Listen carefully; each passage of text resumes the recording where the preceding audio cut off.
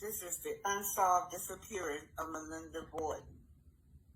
The disappearance of Linda still remains an unsolved mystery.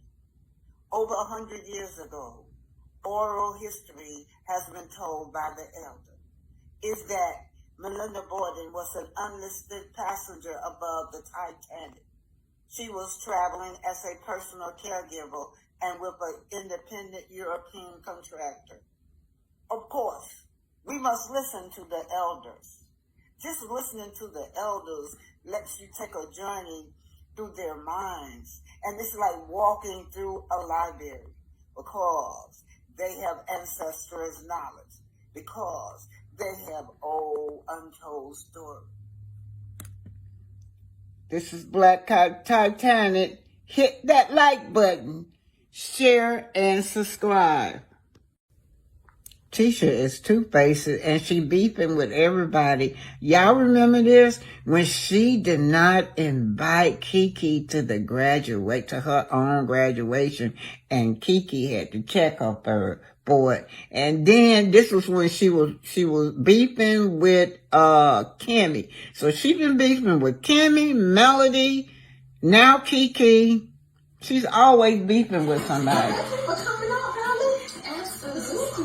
I figured since I couldn't get an invite to the graduation, I could at least get an invite to the shop for the graduation. I am sorry, honestly. I'm not inviting anybody. I overheard Marsau. I think he's trying to plan something for me for graduation. So hopefully, everybody will come to that and we'll celebrate that way. Okay. And I'm acting like I don't know about it. So it's supposed to be a surprise. So you think your in-laws will come? I don't know. If he invite them, yeah. You think Kimmie will come?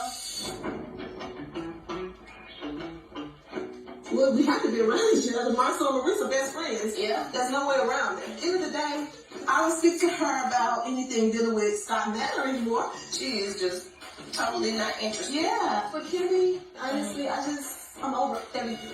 Yeah. At this stage of my life, I am ready to just move forward. I would freak out. No. There's a lot of speculations going on about, well, what personal business did she tell? I will most definitely tell you. I air out myself. Do I have skeletons? Abso-freaking-lutely. Who doesn't? Oh, Ace. Snuggle son, y'all. Wants me to take him to the hot tub. Close that closet. The bone about to fall out. Close the closet. But let me say this. I'll definitely address whatever is said in the way that I see fit. One thing that I heard that Marsau said was that, or Tisha said was that they had to tell them. Bullshit. Because let me say this. There are several things that I could have told them as well for their safety against you. So let's not play that game. We can play that game if you want to. You don't have to. Let's be serious about the matter. Let's be rational about it. That works both ways. Both ways. You still had no right to share my personal business. And yes, it was quite some time ago. However, this is how it comes up. When somebody comes to you saying, and I know me and Mil's relationship. I know that when Mil and I are together, we do not just sit and talk about Tisha. That's not the case at all. I know I've never, ever told Melody anything that was private or personal or a secret of Tisha's. I've never told anybody her secrets. To this day, you can bank on that.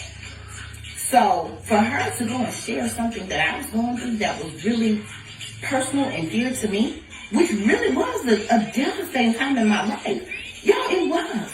And I confided in her. I trusted her. And for them to do that and use that lame-ass, cop-out-ass excuse that Marsau trying to sell me, boy, bye. Please. She did Melody the same way. Melody trusted her with her private details about her marriage. No, I'm not buying it. I'm not buying it. Stop trying to sell it. It's bull. So, let me say, I will most definitely come out with my own stuff, in my time. Can't nobody force me to tell what I want to tell about my life when I want to tell it, but can't nobody tell it like me. That's for sure. You can say what they want to say. I saw something about what did they say? Is that a sign that you're having a sound baby? Right. Is that funny? I guess it's funny to you, but I don't see Tisha laughing. I guess Kimmie is trying to stick up for me, but she has a very crappy way of doing it. She's just throwing a jab at Marsau because she threw a jab at her. We're not even talking about a side baby, so why even bring it up in front of everybody? Sorry, baby. So I'm gonna bring something up in front of everybody since we're all here talking. The other day, we had a graduation for our kids at Black. And I had to leave early. And so my mom came to my house the other day and she was giving me the update on everything that happened, at Black. And you and her had words back and forth, and you jumped up and started hitting on the table like, shut up. And so I was like, Kimmie told you to shut up. To me, that's disrespectful to say that to anybody's mom. Girl, your man make you go off on her. At one point, but I never said shut the I never said that. You do things with Give children like me this. an example. If you cannot, stop the talking about it. My point is, it's gaslighting because it sends you into a spiral to come and question me. I just feel like I'm fighting a losing battle. I'm not even doing it. You're not fighting for that. Tisha, I'm fighting every day. I fight with Keke, I fight with T-Man, I fight with Wanda. The stuff that they're coming to you and asking you about the stuff they saw on TV. Maybe they need to stop watching TV.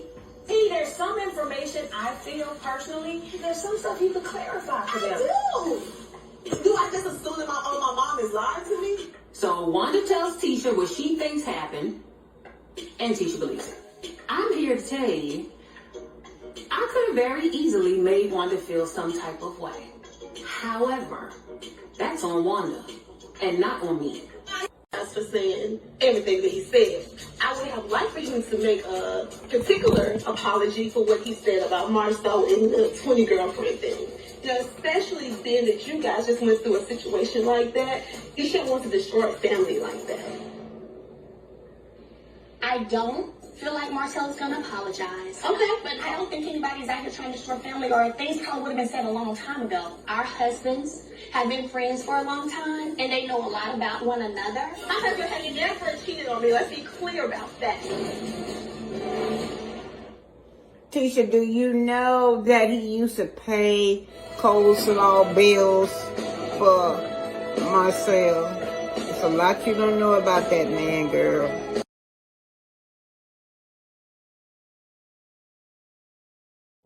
So this letter was, it's from my memory, y'all. Don't ask me to prove it because I can't. I'm just going strictly by my memory. So we're just going to say this letter is for entertainment purposes only, but based on a true story. Melinda Boyd was a nurse, and her future sister-in-law, Ellen Jones, described the sinking ship. So I'm going to tell y'all about the character. By the way, this is taken out of the book Black Titanic. Right here, Ellen Jones. She was her future sister-in-law because Melinda was engaged to her brother Ernest. But Ellen Jones could pass for she was white. She could pass for white because she was taken advantage of by the colonizer with her African-American mother, a Negro mother. Her Negro mother. We're using the term Negro in here, y'all. This is 1912, y'all. So, anyhow, let's get on with the letters. So, you got Ernest, you got Melinda, and Alexander is my grandfather. So, and that's Melinda's brother. Letter to Melinda's brother, Alexander Boyd, from Ellen Jones, who was the Negro lookout person because she could pass for white.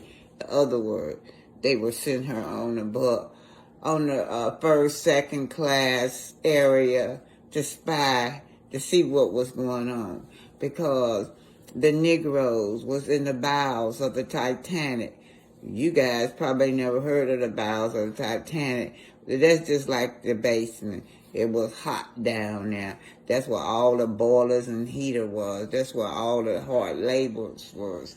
They call them the Black Gang because they used to take the coals and have to throw them in the boilers down there. Those big boilers the coal that they use for fuels. But before I go on with the letter, let me tell you how they ended up there. The Negroes ended up in the bows of the Titanic, and they were called the Black Gang because it was a coal strike. And during the coal strike, none of the white laborers would go to work. So black men went to work and took their place. So that's how a lot of them got on the Titanic. They'll tell you that, blacks weren't allowed, but it was during that coal strike. And they would have lost a hell of a lot of money if they couldn't go or sail. So that's what happened. That's how a lot of blacks got on there. But anyway, let's start with the letter. As the boat began to sink and water filled the lower decks, only the white immigrants and poor white Americans was allowed to leave. Melinda pushes me through the screaming crowd. This is Ellen, y'all. Melinda pushes me through the screaming crowd, but I held back. I wanted to die with dignity as a Negro, an African, with my brother and friends. Melinda and the other Negro friends begged me to leave, yelling, "Who would tell our story as well as notify our families?" Now, the water was up to my waist, and while my Negro friends and I was trying to leave the bottom deck, the gate was locked, and in desperation, the males began to kick the gate down. Suddenly, the gate opened, and the white crew members began to shoot any black face on sight. My brother Ernest, remember Ellen is describing the scene.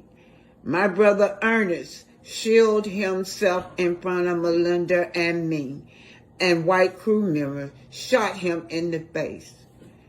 That's some cold stuff right there. At once, a big fat white crew member grabbed Melinda's arm and said, "You have to go take care of my wife. She's in labor." Melinda was screaming with grief. She was in shock.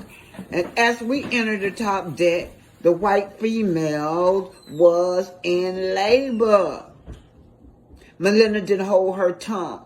"You're the same people that killed my friends and the love of my life, and you mean you want me to deliver your wife's baby? You mean you want me to save your wife's life?" I heard the gun click, says Ellen. I yelled, "I'll help Melinda deliver your baby, but you can't stand over us with a gun to her head. You must leave the room." I yelled, "I want my nurse to go with me."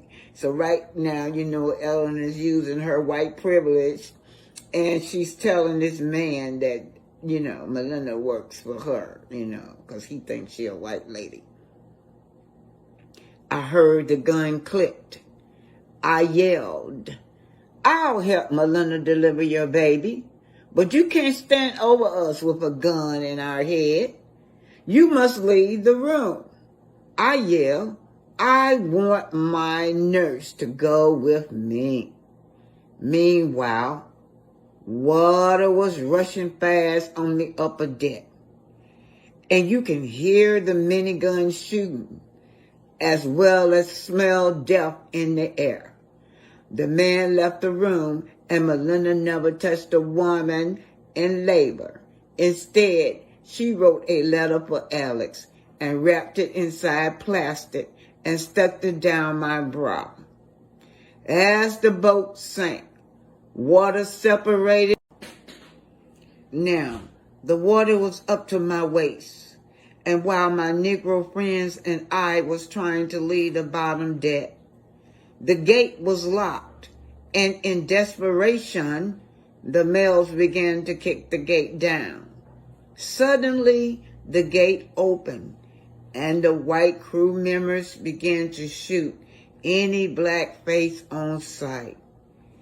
My brother Ernest, remember Ellen is describing the scene. My brother Ernest shielded himself in front of Melinda and me, and white crew members shot him in the face. That's some cold stuff right there. At once, a big fat white crew member grabbed Melinda's arm and said, "You have to go take care of my wife. She's in labor." Melinda was screaming with grief. She was in shock. And as we entered the top deck, the white female was in labor. Melinda didn't hold her tongue. "You're the same people that killed my friends and the love of my life, and you mean you want me to deliver your wife's baby? You mean you want me to save your wife's life?" "I heard the gun click," says Ellen. I yelled, "I'll help Melinda deliver your baby. But you can't stand over us with a gun to her head. You must leave the room." I yelled, "I want my nurse to go with me."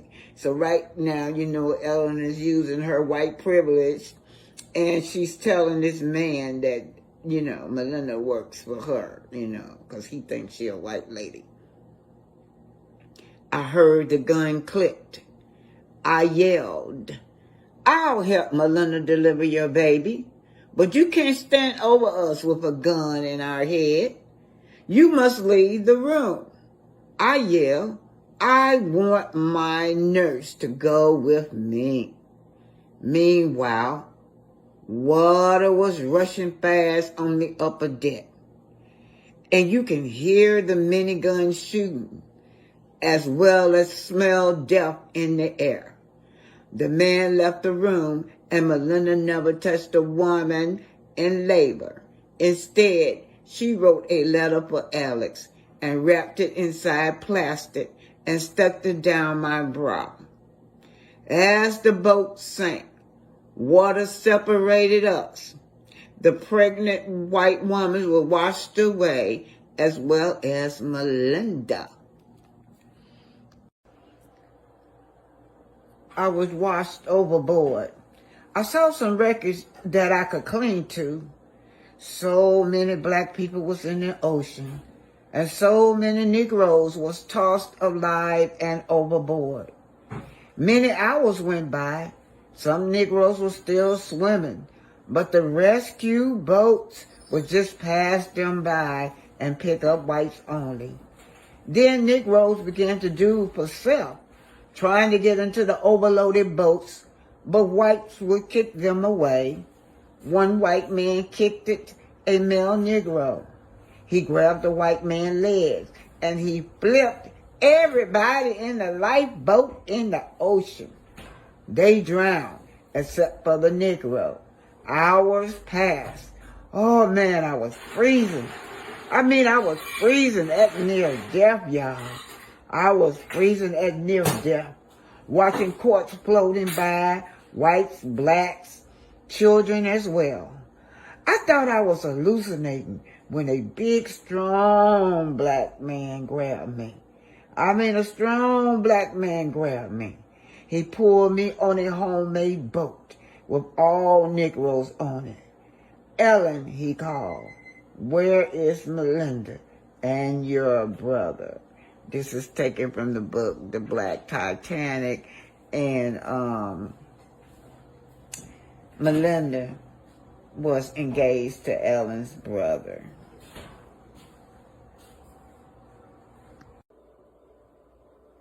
Okay, y'all, this section right here this is a book that I found maybe 11 years later after trying to research to find any book that would explain whether black people was on the Titanic besides me talking about it. But anyway, I found this book finally. This is from the first-hand account. This is the first book that came out after the Titanic sank in 1912, and I had never seen it before. You will never see this again in any other writings about what happened on the Titanic with the blacks that worked on the Titanic. Now, I'm going to talk about the wireless operator. I'm going to talk about the COD messages. And the reason I brought this in, because tied to the Titanic was Glenn Bell Woods. He was a black inventor, over 60 patents. In fact, Thomas Edison, he had to sue Thomas Edison because Thomas Edison was trying to steal and claim his stuff. All them white people were trying to claim his stuff, but he held fast. He was bold. He won all his lawsuit. But anyway, the Titanic was using his wireless operator. He was responsible for the first wireless communication from boats, airplanes, trains, you name it. Glenn Bell Wood. Anyhow, let me just read this. This was the story told by the bystander afterwards on the pier. One husky Italian told the writer on the pier that the way in which the men who were shot down was horrible. His sympathy was with the men who were shot. They were only trying to save their lives, he said.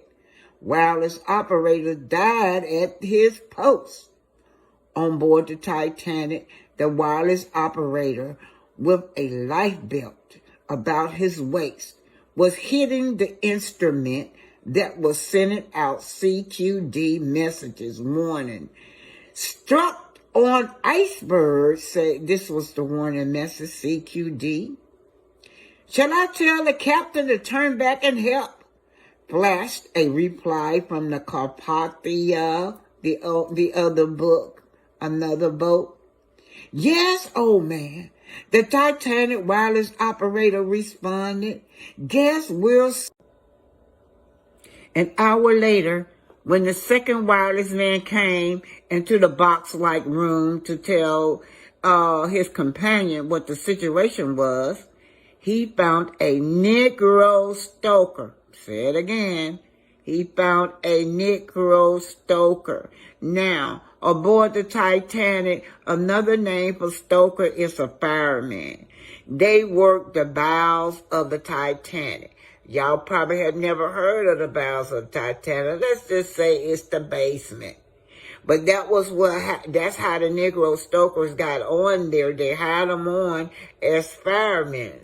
It was a cold strike in 1912, and all the white laborers refused to go to work. They had built this exclusive, expensive ship, and they were not going to lose no money. So this is how all these black people got on the Titanic, because it was a cold strike. It was a strike. And they started hiring black people aboard the Titanic. So these Negro stokers, they worked in the bows of the Titanic, and they were shoveling coals into the big boiler. That's what they were doing. It was hot down there, and it was very hot. They were later named as the Black Gang. Also, you did have a few white Irishmen down there, but that I was told they couldn't take the heat like the black men, so they couldn't stand it down there. But let me get on talking. He found a Negro stoker creeping up behind the operator, and he saw him raise a knife over his head. He said afterwards, he was among those rescued, that he realized at once that the Negro intended to kill the operator in order to take his life belt from him. Now, y'all know that some. This man wanted a life belt. He was not trying to steal no life belt. And why wouldn't he have a life belt in the first place? Why were blacks refuse a life belt? That is the real question here, and that's what we're looking at. But anyway, let's keep on going. Let me read this over. The Negro intended to kill the operator in order to take the life belt from him. So they had refused to give the blacks aboard the Titanic life belt. The second operator pulled out his revolver and shot the Negro dead. And you know what? It's just something how this is so similar to what my grandfather was telling me. Moving on along, so the Negro was shot dead. What was the trouble? Asked the operator. That Negro was going to kill you and steal your life belt. The second man replied, you know what, this pissing me off. You know what, the nerve of them thinking that they would kill this man because this man wanted a life jacket, and they really felt like they were in the right for killing him. Thanks, old man, said the operator. The second man went on deck to get some more information. He was just in time to jump overboard before the Titanic went down. The wireless operator and the body of the Negro who tried to steal his belt went down together. So that's how they gonna say he went down as a thief for asking for a lifeboat.